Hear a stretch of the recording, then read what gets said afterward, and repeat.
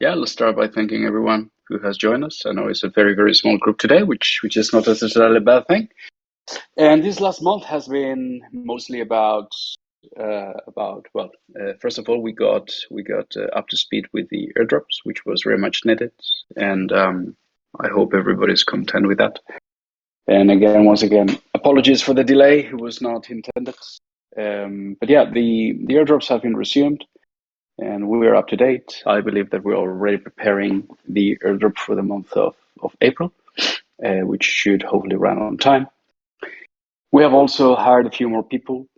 We will be bringing in quite a bit of the PR and marketing in-house. So we have brought in a content person. We're also a community manager. We're looking for potentially a couple of more individuals. The total headcount of the company is about 30 of us right now, which is quite a bit. We're still suffering from um, some of the pain points in terms of organization, but we're definitely getting better at it. Most of the work this month has been around preparing for launch, the launch of a few of the products that we're working on within SkyDAO. We have also attended the L2 Amsterdam last week, which was a pretty good opportunity for some of us to get together face to face. So I was able to meet John again face to face after 3 years. Also, we got to see Hein, and Hein, of course, Hein and John got to meet each other, and also our VP of Ops, who is a woman who joined us a few months ago from Uber, Katja. She is based in London, but she also joined us at L2 Amsterdam. The experience at the event was very interesting and positive from many points of view. Mostly because we got to hear from the horse mouth what they're working on and what issues they're facing and how they are about fixing the issues that they are currently facing. That was a big reinforcement for us. Not that we needed it, but it was good to hear that they are facing from well-known problems we have in documents back in 2018. Some of them were already debating with ideas and presenting ideas in terms of how they could fix the scaling issues that they're facing, precisely with regards to the fees, with regards to the finality and the latency. And some of them were somehow indicating, and they were getting pretty close to the design of NAMI, but of course they wouldn't dare to say it, mostly because they would then stop being a rollup per definition of what a rollup is. Yeah, so the experience all in all was very positive. We have got to hear quite a bit about what these guys are working on. Most of it is our future promises. Very few of them actually disclosed anything useful and interesting that they're working on today. The guys at Boba Network, they have, for example, done some small modifications at the sequencer level, and they're slightly glorified AWS Lambda function feature that they have added there. The guys at Optimism, as you will all know, they presented a token a couple of days ago, but it was an ongoing discussion around the conference. The guys at Arbitrum, they seem pretty decent professionals. They gave a couple of good talks. They unfortunately, in one of them, they talked about the history of scaling, and John, our VP of products, politely asked a question at the end of the talk during the Q&A session, wondering if they had come across NAMI. They said no. So clearly they hadn't done any analysis of the history of scaling, but mostly an analysis of the history of rollups. But it was truly interesting. And what else have we been doing this month? Yeah, and also this month we have been many of us have been actively involved in a project that is not yet public, that we'll probably be able to talk about over the next couple of weeks or a few weeks that I think the entire community will be very happy to hear about. And not only the community, I would say as well, the entire industry. It will make some waves as soon as the world understands and knows what we have been working on. So yeah, we have been hiring, we have been attending the conference, we have been building products, we have also been allocating a lot of resources with a fairly large partner of ours with regards to a specific project we're doing with them. And we are also restructuring as we go along to make sure we're more effective.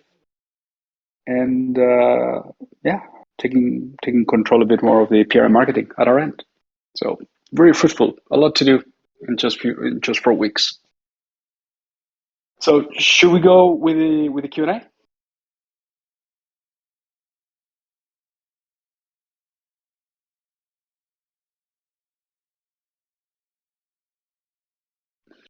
So no, unfortunately, I don't have any feedback or any update other than what we have said before, that we're working on a fairly large number of roadmaps that they will be presented. I am aware of what has happened on the NIFI price chat, which is of course an unofficial discussion forum. We have absolutely nothing to do with it. But of course, we have read, we have been aware of what has happened with somebody that we were involved with, that of course was running that group. Just to be abundantly clear, we have no business going on with that individual. What that individual has done with his or her tokens has got nothing to do with us. What that individual has been saying or issues that might have caused, unfortunately, is very unfortunate, but it's got nothing to do with us.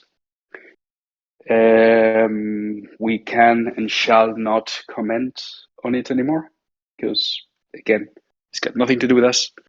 But what we can say, though, and I'm not saying anything new, I'm just repeating myself, is that NIFI is utterly important for us. NIFI is going to be one of the key products for the next few years for us. Yes, we do have a roadmap. Yes, we do have news around the token utility. We have features that have been developed but not yet deployed. So nobody should be worried about NIFI. That's what I would say. But again, I understand there have been external forces causing noise, causing trouble. But as I said, they are external forces. It's not us. Yep. So we cannot comment on that anymore. Okay. Well, then following that question, there is Dennis, which asked a few days ago about the governance of NIFI. Since there were a few changes made by NIFI moving to Skunk.io. So if you could maybe clear that up. Yeah, so we did have a developer partner with whom we worked before on NIFI. It didn't go as expected. So the natural step was to bring NIFI to its home, which is Skunk.io. That is why, just to elaborate a bit more on what I've just said, that NIFI is going to be a key piece of the puzzle. That is why NIFI is going to, let's say, support many of the projects being launched. That is how NIFI is going to be, one of the natural venues for us to do trading, to do automated market making. So what we have been doing as well this last month was to get a better understanding of some of the technical debt that was introduced on NIFI. We have fixed some of it. We haven't fixed it all. That will be an ongoing activity. But again, nothing to be worried about.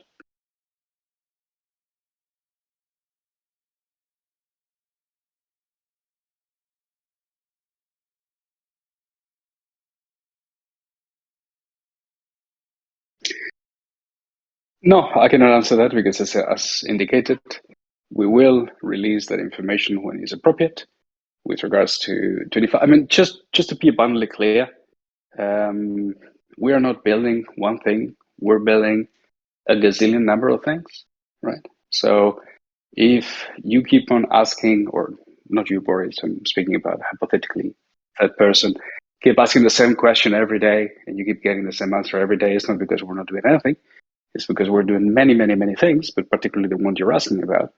It is on the pipeline, and when is the right time to speak about that particular item, we'll be speaking about that particular item.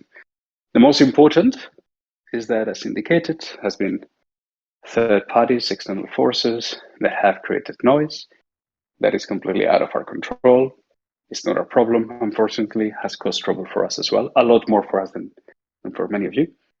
But the key aspect here is that NeFi is alive, is kicking, is one of our key products, and it's going to be kick-ass.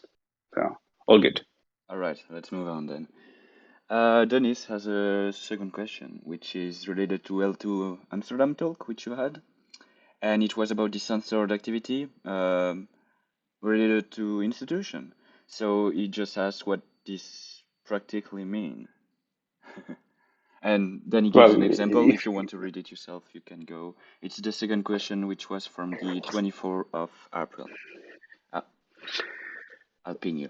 just yeah, Sure, sure. let me check in. Is it in the community? No. It's in the Where is Q&S it? for speaker. There you Queue go. for the speaker. I just Yeah, pinged you I'm good. on the question. Generally, it was mentioned that NAMI can allow for censor activity Yep. if required by institutions to do so. What does this practically mean? For example, does it mean that a bank will operate separate from NAMI V2 environment that we can interact with? Or will it remain just NAMI V2 or all the censorship is better? Okay, so we cannot really describe the exact topology of that network. What we can, 1 second. Sorry. Let me. Can you make John as well part of the? Yeah. Okay. 1 second. Yeah, I can see it. About to speak. Yeah, there we go. So John said that he can also contribute and answer some of those questions. So John, do you want to answer that one particularly, or Just you want to go ahead? can you hear me, Cole? Everyone else? Yes, we can. Good stuff. So, hi everyone. It's been a while since I've been on one of these calls, but I really enjoy them, so it's nice to be back. Uh, just going back to one of the earlier questions as well, we talked about what we learned from L2 Amsterdam. It was really interesting for me. So, I think you can watch all the talks online. There's one from a guy from Metis, and he talked about some really strange things that don't make any sense to me, but they reveal the path that they're going down, which sounds a lot like they've almost got the right answer. They can almost see that the answer is the way that we do things at Normi, but they haven't quite got there yet. So he talks about things like pausing the sequencer node, stopping committing transactions to the L1 for a little while, and relying on this idea of, I think you call it optimistic finality, which isn't really a thing. But still, listening to those questions in L2 Amsterdam, I thought that bringing it back to Dennis's question, when we talked about censorship, for certain institutions, for certain particularly financial institutions, they will not be able to take the risk of building on a blockchain system or an L2 where they cannot censor transactions. Now, there are some people who think even the idea of being able to censor transactions goes against this maximalist utopian idea that blockchain should be, your exit hatch if the government starts trying to prevent you from accessing your money. And there's definitely a use case for that, but it's quite niche in a lot of ways. So the kind of institutional level adoption that we're looking for, you're not going to build on a system where you don't have the ability to verify your customers, or to prevent money laundering, or any of these use cases where institutions will need to censor transactions. So I think there was maybe something a little bit dishonest about the way that a lot of the roll-ups were discussing what they're doing today and what they think they'll be doing tomorrow. So on the one hand, what they're doing today is making a lot of promises about the future, but they're not being very honest with themselves, and they're not being very honest with their potential partners. Roll-ups are expensive, really expensive. If gas prices are really high, you still have to make that commitment back to the L1. So we obviously don't do that, and we don't need to. Our costs are predictable. But every single roll up exists today is running at a massive loss. They're being subsidized. What happens when the subsidy runs out? The guy from Metis said, I'm worried that we might have to start running our L2 as a business instead of as a, almost like a community. Like, well, if you want sustainable institution level adoption, you need to start thinking about this like an adult and run it like a business. So censorship and censorship resistance are important topics. They talked a lot about decentralization as well. It's something we can do. It's not something that we do today. We're very honest about that, unlike our competitors. But when it comes to censorship, we have a system that does allow for transactions to be censored. And we're honest about that. It's a feature, it's not a bug. So when we talk to financial institutions, for example, we say, yes, we can build shards of NAMI or walled garden versions of NAMI, or even run this on the main version of NAMI, where the operator can censor transactions. Now, that is actually very appealing to certain companies. It's not very appealing if you're worried about the government stealing your money. And obviously, in our case, we're not aiming at the same markets as rollups. They can play in the small pool where you have people that are worried about decentralization and crypto maxis, and we will aim for the much bigger customers who are interested in real world systems for real world customers. So I hope that answers Dennis's question. I will elaborate a bit more, John, because as you indicated, rollups are not targeting the same industries or businesses as us.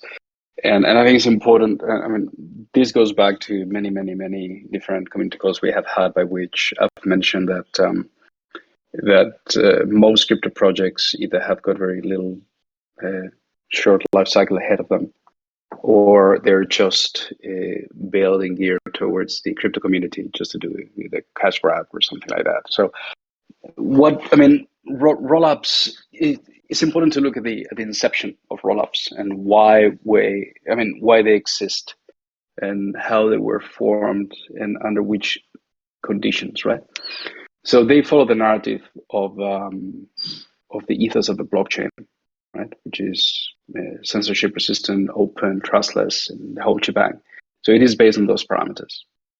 That is attracting a very specific set of features, of uses, of uses of the system, which is mostly and exclusively until today crypto uses. And those crypto projects, they tend to build something, cash out, and then move on, right? For instance, we have already started seeing some of that behavior on the Optimism team. So as it happened with Plasma, obviously going Plasma, because big part of the Optimism team comes from there. Since they have announced the token, the upcoming airdrop, quite a bit of the key guys in Optimism have already transitioned towards the foundation, which is basically going to be a figure that is going to cash out a bit more and then do a few things. But not much innovation should be expected from Optimism in the years to come. Most importantly, they don't have in mind mass adoption because they've never mentioned it. That's not how the system is built, and is not what it's built for. In our case, we come from a different background. We come from a system, or from a historically the company was serving 50 million users a day. Some of us has been working in banking and other industries where we understand what latency and finality requires, and so forth. So it is like oil and water. They're not going to mix nicely together.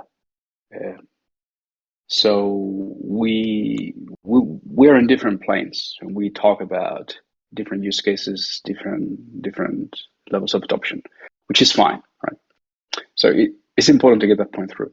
And now I'm not having a go at the guys at Optimism. All I'm saying is that, or rollups, it's just that I just want to clarify that we're very different and we're targeting different audiences. I think as well, going to conferences like that, it's important for us still to put our faces and names there, even if we were literally written out of history on the option presentation. Having sat through the whole of the first day where nobody even seemed to consider this possibility that if you don't commit transactions to the main chain, you can't be an L2, seems to be their theory, which our response to is really simple. That's nonsense. We are just as much of a L2 on Ethereum as any of the other rollups there. I don't really understand how we could be anything else. But anyway, that's by the by. But going to these conferences is useful for us because the experience of going and speaking to people like that, it helps us to refine our own message, helps us to sharpen our pencils, but also it gives us access to people who are running into the problems that we know we can solve. So if you're trying to build a game, for example, on one of these layer twos, and finality is important and latency is important, you need to know these transactions have gone through, and cost maybe is important to you. You can build it on Nami, it will be a lot easier, it'll be a lot cheaper, and your system will run a lot better. So we can use this effectively as an opportunity to recruit people to build on our own technology. And every time we go there, every time we have these conversations, I had one with somebody who was horrified at the idea that you might be able to censor transactions, and another person who was completely confused by the idea that just because your receipts are being published somewhere else and not being committed to the main chain, that works. Well, it does work. It's been working for years. So for us, it's an opportunity to refine our message, find the people who are struggling with competitive solutions like rollups, and to introduce them to a different way of doing things. I genuinely think, and I felt this way at the end of the first day, and more so by the end of the second, that it was a huge boost of energy for us as a team to go there to see how, while we were trying to solve real solutions, so real problems with real solutions, our competitors were still talking about grand promises in the future. The way they want their system to work is how our system works today. So for me, it was a really nice boost in that way. I concur in full. I concur in full, absolutely, John. I see that there's some of the questions. Mr. K. Hi, Hako. I watched the Real Vision interview with Andrew Keys released in January 2022. It was fantastic. In the interview, Andrew talks about investment banking applications in NAMI. My question is NAMI currently building anything for an investment bank? Cheers. I cannot confirm or deny we are building something for investment banks. What Andrew refers to, which is related to what we have just indicated, is that because of the nature of NAMI and how it's designed, which again, targeting real use cases, yes, you can get an investment bank to run a node of NAMI and being able to build, for example, a walled garden by which that investment bank could decide how the network would behave, right? So they can build something fully compliant. So yeah, that is the background of why Andrew Keys brought up NAMI in investment banks. It is not so much from the point of view of investment banks. I suppose he might have mentioned investment banks as an example. It's more from the background of fully compliant solutions and giving control again to the parties building the product. Another question, Wang JY256, 1/3 of 2022 has passed. Is there anything the team can summarize and look forward to? As an investor of NIFI, I not only lost money, but also lost confidence. May I ask how the team plans to promote the development of NIFI? Well, I think we have covered these already. More than clearly, introduction. yes. Yeah, we have already covered that NIFI is there, is important, is going nowhere, and is going to be promoted, and we'll do good stuff with it. In the chat, so Super Kryptonite, in the chat, you mentioned that you are looking for alternatives to expensive on-off ramps. Does that mean that you are still looking for an on-ramp solution? This is simply cheaper. Or are you looking for alternatives of the idea of on-ramp itself? And if yes, how could those alternatives look like? So actually, we're looking at both, right? So it is important to understand that the technology, that the industry is mostly on diapers. It is very mature. Although it is rapidly, a lot of things are happening at the moment, right? So let me clarify first of all what we mean by expensive on and off ramps. So expensive on and off ramps, or on and off ramps today are, let's say, services that, as with pretty much any other service in the industry, are really milking the industry.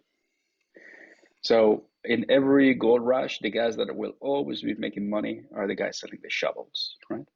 The guys taking the risks, which is going, they're looking for gold, The vast majority will lose. Some of them will make a ton of money because they will find a lot of gold. But the guys selling the shovels always make money. Not a lot, maybe, but make good money. So when I've said that they are expensive, it's because they ask for a ton of money just to integrate with you, which I find borderline dishonest. Not because they ask for money. I think that everybody has to get paid. But when you know the amount of money being asked, it's not good.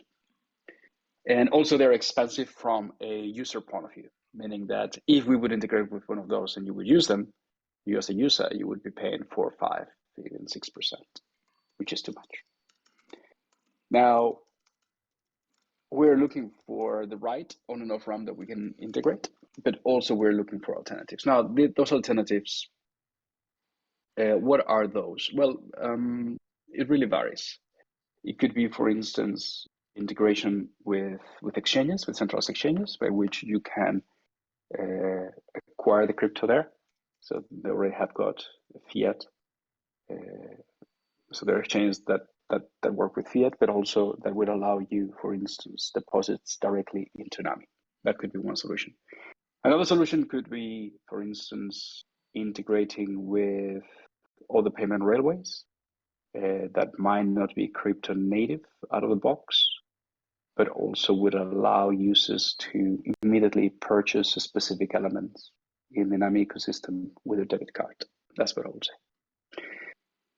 Next question is Mook GLR. Besides NIFI and Kiwi, can we expect other dApp to launch a NAMI? Yes, quite a bit of them. That would be the answer. And you mentioned one at the beginning of the call too. Yes. So should we give numbers here? We can't give actual detail. We can give numbers, given that we don't give dates, because we know that people will get part of your comments out of context and will apply it and will build other sentences and will get us into trouble, which means that we'll probably have to ban people. Like, and by the way, as a side note, if any of you can see the answer that Rob gave to somebody, which is 4 messages. It's the fourth last message on the general chat. You can see that he is replying to something has been deleted. It was deleted because I banned that person. Mostly because that person said that something that was pretty pissy and nasty, which was that Coinbase apparently stops showing prices of tokens that do rug pulls. So I was like, fuck it. So I'm going to take it of that. I'm going to ban that asshole, because bottom line, he was trying to throw shit at us without directly throwing shit at us, and I'm taking none of that. So yeah, I think that we can clearly give some numbers if you wish, or some high levels, but let's not give any dates, because and that's fair. So we don't need any unnecessary pressure from anyone. Sure. So what I would say is, when we were talking about on ramps and bridges and things like that before, there are different types of on ramps and bridges that can do different things for the protocol. So we're looking at different types. One would be a straight fiat on ramp, so you can pay someone with a credit card and you get tokens on NAMI. That one actually has been one of the harder ones to sort out. There's another one where you might have somebody else that offers bridging services. In terms of bridging onto NAMI, it might be a little bit quicker, but not too much quicker than our bridge. It might be a bit cheaper than our bridge. But in terms of coming out, it might be instant or within a few blocks confirmation. So there's potentially a value to having that kind of trusted bridge service. And if people really want the trustless version, where they go through the smart contracts and they have to wait for the settlement period, then that's available to them as well. I think we talk about that in the white paper. In the future, realistically, with bridges, I don't actually think that almost anyone will use the old method of going through full settlement and withdrawal. That's there in case something's gone wrong. It's there in case you process a large volume of transactions or you don't wish to use a trusted service. But I think in the white paper, we said that when we have institutional adoption and regular users, either people won't need to exit L2 at all and touch mainnet, or if they do, they'll do it through a trusted bridge that's very well established, and that avoids the need to go through the settlement process. That's one thing, and that is something that we have been actively working on for a while, mainly through partner solutions. So in total, including NeFi, we have 4 DeFi projects under development. And I don't think it's a secret to say that we've been looking into NFTs as well. There are 3 NFT projects. In terms of products, there are lots of other things to bootstrap those NFT products. So I'm trying to be very careful to give you enough information to tell you that we're working on multiple products without actually naming them. So our focus has been obviously on the protocol and improving what we have there. But in addition to the protocol, we have, like I said, products in development for both DeFi and NFTs. There's one in particular that we really like the look of that we're very keen to show you, but we can't give too much information at this stage. That's good. You didn't go too much into detail. Perfect. Crypto Foxy, will Knee get a utility within Kiwi DAO? No, I don't think it will. No. Is there like a target number of active users on Nami, let's say, in the coming 6 months? We don't have a KPI for that. No, we have a KPI for products to come out, and of course, A could mean B. So we have some back of the envelope numbers that we're after, but not formally presented internally as KPIs. No. Nami will not be attending consensus. Sorry, John, go ahead. One thing to the question around users. Of course. There's a really interesting question around this. So if you think about Uniswap, for example, Uniswap v3, Uniswap v3 probably doesn't have more than 10,000 users, of which maybe 1,000 are regular hardcore users of it. But obviously Uniswap v3 moves a lot of money on Uniswap v2 as well. They move a lot of money. They have a lot of value locked up in their smart contracts. They are valuable products with a relatively small number of users. So in our case, we have different products for different audiences. For a fintech type product, a DeFi product, you don't necessarily need a large number of users to make it a viable product, to make it a success. You just need, if you're talking about large transactions, you need big users with big deposits, big trades. That's one thing. And obviously for NeFi, for example, that will generate a significant amount of transaction fees if we get close to those volumes. But for other products where the barriers to entry are lower, then that becomes more of a numbers game. So if we're talking about NFTs for a moment, the cost to mint NFTs, the cost to trade them on places like OpenSea is so high, it puts most users off. There's a huge market out there for low to medium priced NFTs, for minting, for trading. And again, if you think about institutional adoption of these products, you wouldn't get let's say Lego, for example. I'm not saying that we're working with Lego, but let's say that Lego wanted to build NFTs based products, like you stick them together and things like that. That's completely impossible on mainnet. It's completely impossible through an OpenSea type solution because the transactions cost would be so much greater than the value of the thing that you're buying or trading. It wouldn't make any sense. It's exactly the same principle, by the way, that we are operating to with NeFi. So if you think about how much it costs to make a trade on Uniswap, think about how much it costs on NeFi. If we're looking at arbitrage opportunities, you suddenly have a lot more opportunities available to you when your transaction costs are lower. And also there's less risk because of the transaction speed and finality. So as transaction costs decrease and network performance improves, the range of use cases that become viable on technology increases dramatically. I think that's maybe quite an obtuse point, but quite an important one in this context. No, I think it's a very important one. I will also indicate maybe that, well, maybe not, definitely, that we are considering reinitiating some of the old discussions we have had with some old partners. From many, many, many years ago when we managed to acquire so many or serve so many users by building value-added services with existing companies that they have a user base. So instead of us building something for a market to acquire users, we could build something together with a partner that has got the users. So of course, if we would get lucky on one of those implementations, then we could acquire, or we could be serving millions of users very quickly. But it's still early, but we're getting there. So GVAR1, Nami will not be attending Ecosystem 2022 this year, since the team will be busy with all the big things in quotes at the same time. Can you give us an idea, tease, what can we expect? No, because if we did, then we would be giving it away. But we are doing some cool stuff. That's what I will say, and important stuff. That was question A. Question B, I recall Jacob saying that he has an athletic background. Which sports was he missing? Oh, right. Well, yeah, I did play sports, but I wouldn't say athletic background. But yeah, I played football, football in the third division, and I played tennis almost at semi-pro level.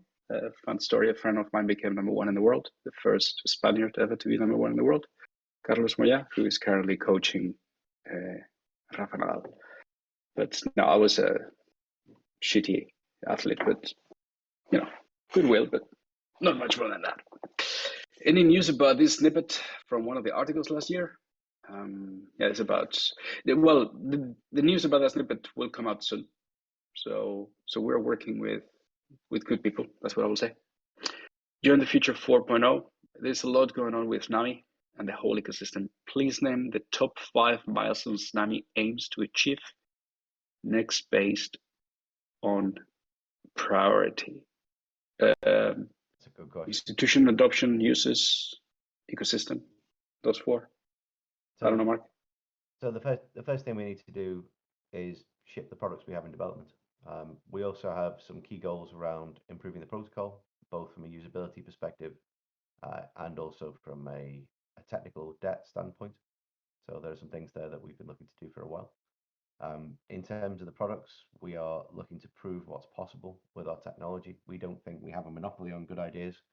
We want to open it up to as many people as possible to start building with our technology, but one of the best ways of doing that is to show others what's possible. So these reference cases, these showcases for the tech, that's something that we, in terms of the next few months, will certainly be looking to tell you more about. Again, I'm under pain of death to not commit us to dates. I can see a Kobo staring at me through a screen where that would be a terrible mistake. So we won't be. But in terms of how we grow the protocol, how we grow the community, we have announcements coming regarding partners with SkunkDAO, which I think the community will find very interesting. I think in terms of partners who work on Nami, we have some interesting partnerships there, including the one that Kobo mentioned. So it's basically about growth when it comes down to it. In terms of setting milestones with OKRs or KPIs around users or TVL and things like that, we always strive to be data driven. So in terms of moving our incentives around, for example, the Nephi incentives, the fact that we've doubled the incentives on Nephi as of the start of this month. So instead of 50 million NE tokens going to those 4 pools on Nephi, it's now 100 million NE tokens a month. Obviously, if the token price changes and goes up, those incentives, which are already quite generous, will be worth an enormous amount. So again, there's a direct correlation between the incentives you provide in a DeFi product and the TVL that you tend to see, or the volume. So for us, it's about acquiring more data points, about using that information to do data-driven product development and trying to grow the community from a business development side, and that focus on reference technology implementations, tying in what we have, making sure everything works smoothly, making sure it's a nice experience for developers to come to our platform and pick things up and move to a place where the company is becoming better known. So I think that's about 7 different things rather than 5. They're all important and they're all a focus for us. But primarily from my side of things, from a product perspective, I'd like to see the protocol working as well as it can. And I'd like to see these interesting and exciting implementations that we have coming out launched in the next 5, 6 months, whatever we say. I think that the community much prefer your narrative, John, because you're more precise than me. I go a little bit in circles, so I don't give away too much. But yeah, that's good. Okay, Fat Dog question: did you have any solid talks with interested parties behind the scenes in Amsterdam, or were they all roll-up maxes? And second question is: how long is a piece of string? We're waiting years for the answer. I think, John, you will want to answer the first question. The second question will still leave it as a mystery. Did we have any interesting talks in Amsterdam? We absolutely did. Kobo had a very high-powered meeting with over dinner with a number of people from Consensus Ventures, I think. Kobo. Certainly from basically the main speakers who were at the conference all sat down on the first night and had an interesting dinner. Kobo, if you don't know this, is allergic to nuts, and the first thing they did after being told repeatedly about this was serve him a meal covered in nuts. So it was very nearly the end for Kobo in Amsterdam. That would not have been the most glamorous way to go, if I'll be honest, of all the ways that things can go wrong in Amsterdam, but there we are. So apart from nearly dying as a result of being served food that wouldn't have gone very well, there were plenty of interesting conversations. What I would say is the main benefit for me, aside from getting to see Kobo again and meeting Katya and Hein, was the fact that we were able to polish our narrative. So there's nothing quite like pitching to an audience of people who aren't inclined to like what you're saying, to help you refine the way that you put your arguments across, to speak their language to an extent, and to try and hit upon the points that are important to them. So what I would say is there were many interesting conversations. The main benefit for me was to come away with a renewed faith in what we're doing being the right way of scaling Ethereum, and to polish our message up to the point where I think now we can position ourselves far better against the many different flavors of rollups. That's a very nice way to put it, John. I agree with you. Crypto C, can you speak to things that have been being worked on the last 5-6 months? Most of the last 5-6 months, the focus has been around the earlier and the rewards. Surely they can be the only thing that has been in the works. And I'm referring more to tangible developments. Sure thing that was formed, but outside of that, we are now seeing signs of Kiwi. But is that all that we're looking for in the near term? So the last 6 months, we have doubled the size of the team. And that alone has brought in a lot of pain points to deal with. We also had an agreement, a secondment agreement with a fairly large company here in the Nordics, whereby we brought in some of the talent, we educated them on NAMI. We were also able to benefit from their engineering expertise, and then they will be sending back. So that also created a bit more pain for us, because we not only got the good stuff, which was the knowledge and the expertise, but also caused some knowledge to be lost, right? So all these things combined has been a bit of a pain, but yeah, it hasn't been, the last 5-6 months hasn't been about the airdrops and rewards. No, it has been about hiring, about the onboarding is pretty complex, by the way. And the onboarding, although it is not yet perfect, we have improved it. But many weeks have been spent around those. And of course, building products. And as John has indicated, we have a fair amount of them being built. We have also been working on some RFPs. We have also been working on projects that even the people in the company didn't know we were working on, because they were top priority and top secret, and plenty of business development. So a lot of stuff that we don't often talk about, but that's what we have been working on the last 6 months. What drivers of adoption are worked on at NAMI? Drivers of adoption. Well, the question is a bit open-ended. What we want ultimately is users. The best way to get users is building what people want. The problem of this industry is that you don't have a single product with millions of users built on a blockchain. Blockchain is still very much for black box for most human beings. So there are 1,000 shades of gray that you need to take into account to really design solid metrics for adoption. The only metrics you have of adoption today is either centralized exchanges, but by no means that can be compared with what we're after, or existing dApps. And as John has indicated, even the most successful dApps are barely used by a few thousand users every day. So the problem with crypto projects, especially around DeFi, is that the metrics that we would generally use by, or that are generally used today by any other product are absolutely rigged.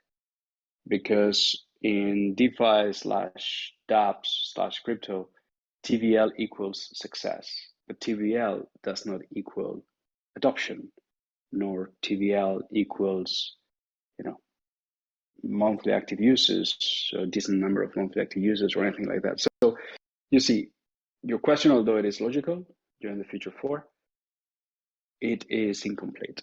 So what we want is build what people want. The way to do that is by understanding what people is after.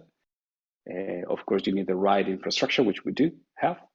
And then you need to profile the value proposition in a way that can easily be adopted. That is why, while in the past we were not going to pay too much attention to crypto users, now we're paying more attention because we need to build for both actors, right? With crypto users, we will be able to learn more about how those products are being used and what is key about those products and those experiences that can be extrapolated and applied to a larger audience. When will HBT be exchanged? Hopefully ASAP.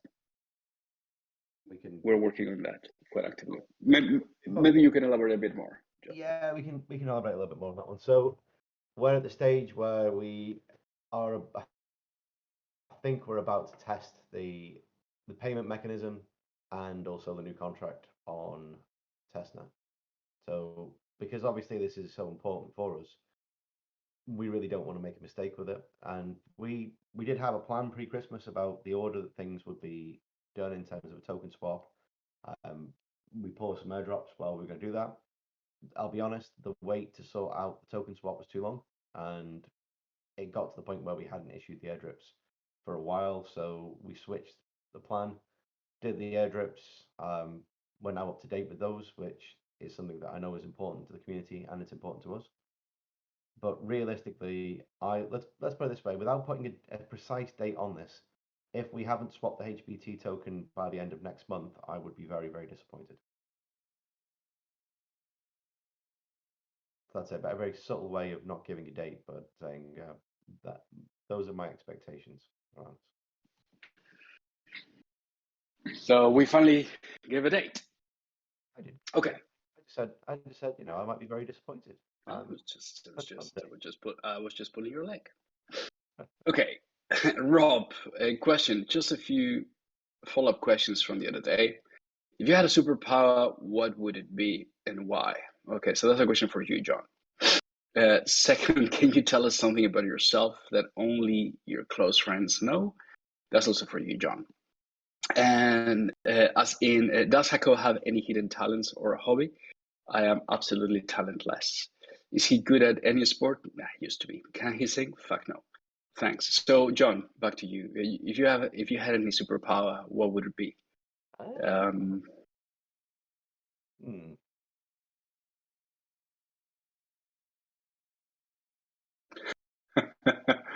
If you had a superpower, what would it be?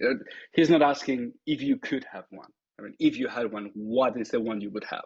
All right. So if I could pick, it's different. So if I could choose, I would like the ability to. I like the ability to heal people. There you go. I don't think that's what he's asking. I think he's asking. If I had a superpower at the moment, what would it be? It would appear my superpower is the ability to say an awful lot of words in a short amount of time and not actually convey any meaning. So I don't think that's a very good superpower. And the other question was something that only my close friends and family know about me. I feel like this is some kind of phishing scam. Right, let's see. When I was 18, I went to university. I did not pass the first year because I had glandular fever. And I also got engaged, which was a terrible idea. I am not married to the same lady I was engaged to. Don't get engaged at 18, folks. It's a bad idea. But strangely, doing that meant that when I redid my first year, my lab partner in my repeat first year was Mark, our COO. So I actually went to college with Mark. So I've known him since I was 16. So there you go. So tied back to Nami. Go. Yeah, I mean, in terms of my hidden talents. I absolutely, as I said, I have. I'm talentless in terms of hobby. I would say that my hobby are dogs. That is my hobby. Yeah. Um, Fat Dog, have you personally won any talent competitions recently?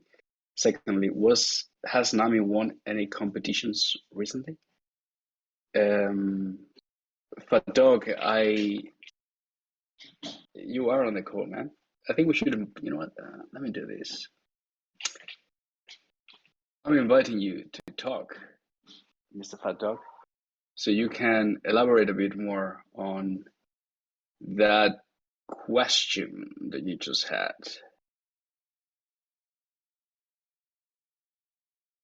Have you personally won any talent competitions recently? Well, I think we could say that I think Nami has won a talent competition recently. So Yes, it has, but I'm wondering if he's being cheeky because he's Aussie. No way. Follow on from Rob. so Fat Dog, can you hear us? Can you talk? No pressure. Oh, he's having pressure, but but I'm gonna push him back. After 4 years, 4.5 years of hanging in the community, it's about time that he speaks out. Um, Secondly, has Nami won any competitions? Yeah, probably. Yeah, we did. We did. Okay. We can't elaborate too much on that one, but you'll all find out about it soon. Let's put it that way. Yes. When Skagdown was announced, this is from Bugs Peter. It was claimed that you were looking for projects to go live online within 12 weeks. Any projects going to achieve this target? Yeah, I mean, actually, we did build one in less than that, but we have not yet deployed it. Sorry, missed the first part of the call, so maybe so this may be answered. But have we had any inquiries after L2 bit from the rollup community? No inquiries per se. No, we have had a lot of interesting talks and discussions, as John has indicated, and it was very much reassuring. Seeing what other guys are working on and that knowing that we are definitely on the right path. So that was pretty good. Will we see more utility for Neo set transaction fees? Yes, we will. Well, yeah, I suppose, yeah. Obviously, We know what that question's about, right? yes. So you go ahead. You elaborate on that one. So that question is effectively asking when staking, right? when single-sided staking. So we have some ideas around this. We're not going to put a date on it, but Bugs Peter has his hand up to say it's a great thing that Jurgen Klopp signed a 2-year extension to his contract yesterday, or something along those lines. So how can we actually say show requests? Shall we invite Bugs Peter to speak? We have to, we get more people standing on stage. Bugs Peter, you are on stage. You can unmute yourself and ask a question directly if you like. He's a big Liverpool fan, by the way, as you know, John. It would appear so. If you follow him on if you followed him on Twitter, is easy to infer. Bugs Peter, are you up for asking the question directly?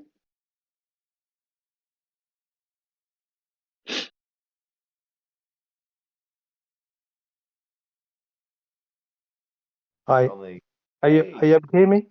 we can. Excellent. I hope you're all well. Yeah. So I am obviously a big Liverpool fan, and you're right, John. I'm really happy that Jurgen Klopp is going to say another 4 years. Yes. And hopefully we see Real Madrid in the Champions League's final. Well, the first year that I worked at Hubi, then instead of Nami, obviously Yeah. Cobo's a Real Madrid fan. I'm a Liverpool season ticket holder, so Oh, we excellent. we owe Madrid one. Cobo also. Yes, exactly. We got no carriers this time, so let's see what they can do.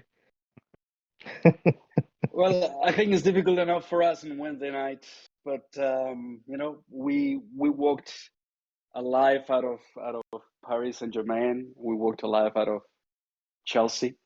Yeah. The game last Tuesday might become the biggest failure of Pep Guardiola's career if they don't win or if they don't go through on Wednesday, because they're in a pretty good position to make it to the final, right? But they should have walked out of Anfield with Well, three or four more goals. So Yeah, I mean, yeah, City, or they've been kicking themselves. They're only one goal ahead, So I think Real Madrid, I think you guys got a good chance, you know. well, The, it is interesting, right? I mean, and I know that everybody who has joined the community call might not be into football, but think about the state of mind, right? That those guys are getting into. So in one end, you have Real Madrid, which are a pretty old team. So you have six guys that have been playing together for almost a decade, and they have won everything, and they're still hungry, but their legs are not the same, right? mm, Cross clearly is not the same guy, and many of the other guys. Anyway, bottom line is that these guys have played pretty crappy football. They have been able to show their real talent in those key moments and turn the situation around with PSG and Chelsea. yeah, The same script is applying with Manchester United, with Manchester City. The problem, though, or the difference, is that with PSG and Chelsea, Real Madrid played bad but didn't play shit. But with Manchester City, we played crap, and Manchester City absolutely deserved to walk out of there with 3 or 4 more goals. And now they're going to Real Madrid, to Bernabeu, and over there, anything can happen anytime. So exactly. if Real Madrid goes ahead, if they score the first goal, it's going to be absolutely chaotic. And with chaos like that, Real Madrid will always have the upper hand, or they will have more chances, because Manchester City is based on order and possession of the ball. With chaos, you break the order, and then it comes down to individual talent. And you cannot rule out, some Modric doing something magical, or a Benzema or something like that. Yeah, So I mean, you've got the most informed striker, so with Benzema at the moment, so anything can happen. So Yeah. it's all good. Well, That's- we've had a football discussion. We've talked about L2 Amsterdam. We've talked about numbers of products without actually giving away too much, I hope.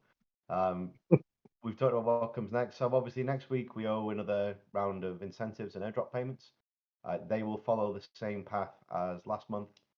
We have a longer term strategy for this, which I think we've mentioned, where we will eventually do something with the new HBT token in terms of staking. So there are some questions around that, but we'll cover them off at the time. But for the next round of airdrops, it'll be the same as the last ones. The 1 billion tokens that we pay out each month in NE will go on Nami 1 again. We are looking to decommission Nami 1 as soon as possible, because apart from helping us out with these airdrops, it's not necessary. We want to move everything over to Nami 2. So NeFi incentives will be paid out on Nami 2, and the normal Nami airdrop will go on Nami 1. And yeah, any questions on those, just fire them into the chat, and we'll answer them on Discord directly. But yeah, Gobo, is there anything else from your side or from Boris in terms of questions that people wanted to answer, in terms of things you wanted us to cover? no, I believe that one last question was, who is our new community manager. So we have hired someone called Vanisha, who is on the call. I don't know if you would like to see. Hey, here she comes. I am inviting her to talk.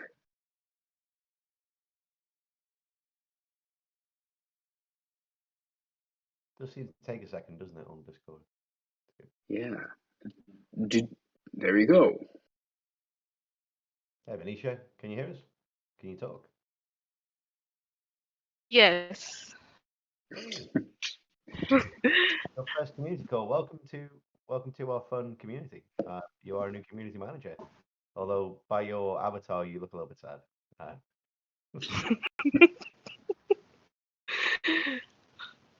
Okay, I'm sorry. I'm not going to speak much.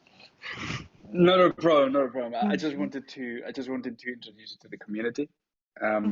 So Vanisha joined us a couple of weeks ago, guys, and she has already made a very good, substantial impact. She has introduced us to some different teams for integrations. She has helped us to solve some problems. For example, the community noted the other day that CoinGecko prices on NE coin were 0 again, and Vanisha quickly jumped onto that, and she took action. So we're very happy to have her on board. She's working very hard and making a pretty good positive impact. She has helped us in several areas, also has got pretty good ideas in terms of how we could, for instance, deploy some growth hacking strategies. So yeah, Vanisha, as mentioned before, it's a pleasure having you on board, and we look forward to working with you. In terms of that CoinGecko issue, by the way, you might have noticed beforehand in the community that for some reason, and I don't know why, CoinGecko only looked at one Uniswap v3 pair as a trusted source of data for the price. So for some reason, that Uniswap v3 pair, Uniswap v3 has a weird, it must be a bug, it can't be a feature. If you have a normal traded token that moves the price outside of where liquidity is, or there's no liquidity at the current price, instead of remembering the old price on V3, it just reports it as 0, which is clearly not the case. The Bitcoin pair on V3 obviously has liquidity. It's just really strange. So CoinGecko reported 0 as the price because it only looked at one pair, one exchange, didn't look at any of the other ones.